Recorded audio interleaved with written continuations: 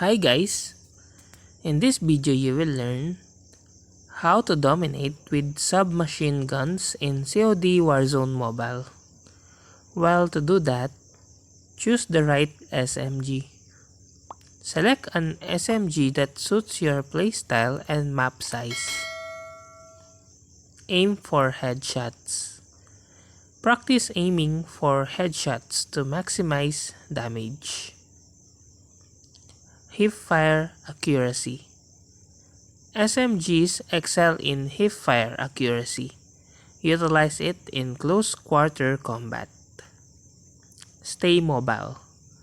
Constantly move to avoid being an easy target.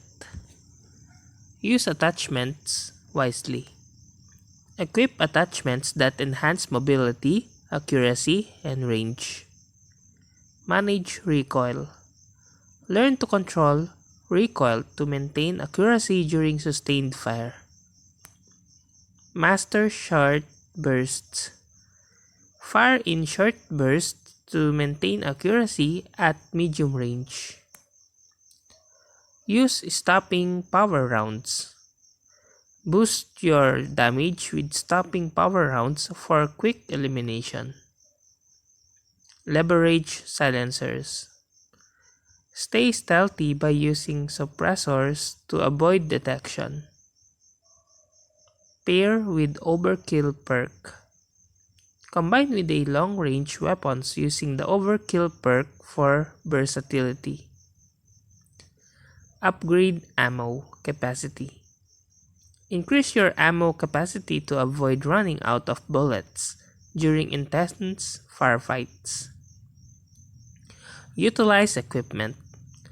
Use tactical equipment like flashbangs or stun grenades to gain an advantage. Situational awareness.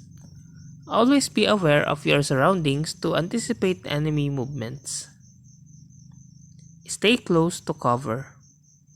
Position yourself near cover to quickly duck and reload during firefights.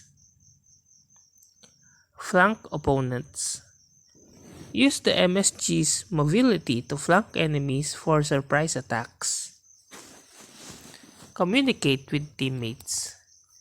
Coordinate with your team for strategic plays and callouts. Pre-aim corners.